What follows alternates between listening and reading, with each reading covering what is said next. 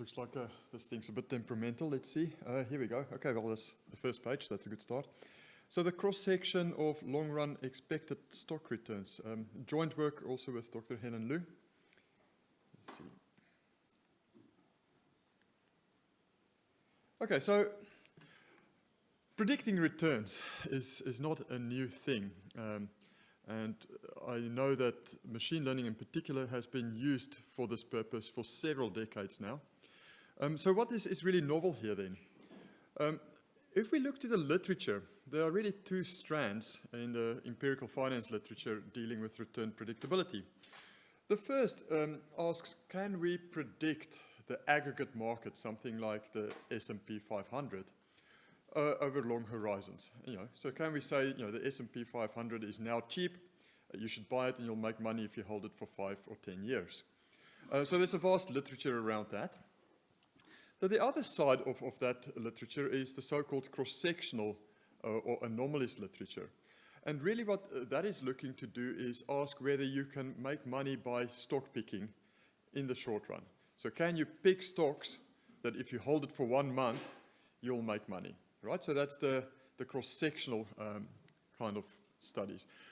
What's typical of the cross-sectional work is that they have very short horizons. It's often month by month.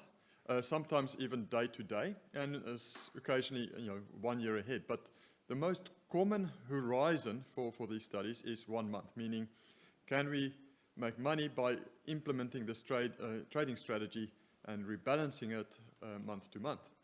So if you put these two strands together, there's a clear gap in that no one has really looked very carefully at the long run predictability of individual stocks. That is to say, the cross-sectional aspect of mispricing. Are some stocks cheap, some are expensive, can you make money from that? But not looking at the 1 month ahead return, instead looking at the long run return.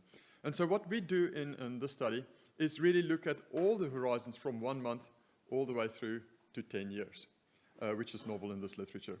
So a couple of related pieces of literature. If you do find the idea of predicting stock returns with machine learning of interest, I direct you to Gu, Kelly, and Zhu. A recent paper of theirs that go through a bunch of ML algorithms and show what can be done. So let's move on to some actual...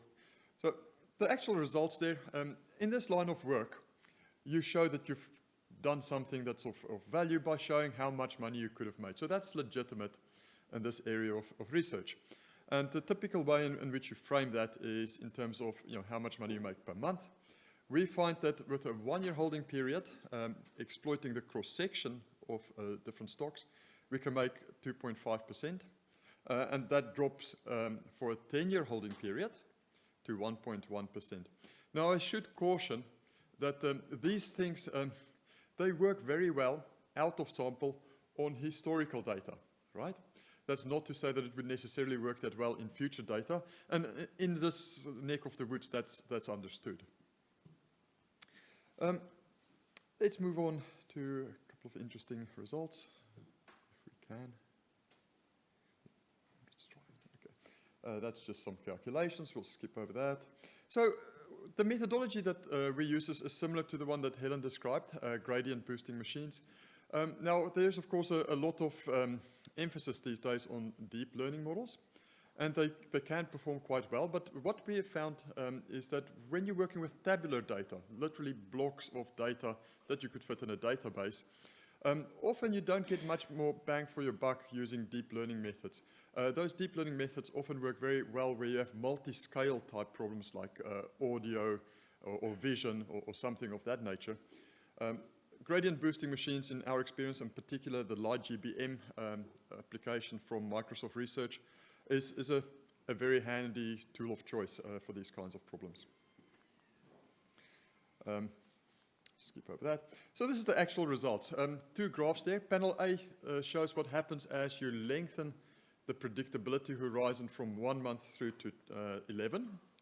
And what you can see there is that actually you make even a little bit more money when you lengthen the horizon from 1 month to 2, and then it kind of plateaus at a reasonably high level of about 2.4% per month. Then panel B shows what happens if you lengthen the horizon from 1 year through to 10. And what you see there is that it basically goes down, but it doesn't go asymptotically to 0, but rather to about 1.1% per month. What this suggests is that there is predictability not just in short-run returns, i.e. month by month, but there is predictability across different stocks, also over the very long run, potentially going over several business cycles. There's a buy and hold experience there, which I'll skip over and get to the conclusion. So the main takeaway here is that contemporary machine learning approaches can be usefully applied, particularly in areas such as empirical finance, where the underlying theory still needs a bit of work. Thank you.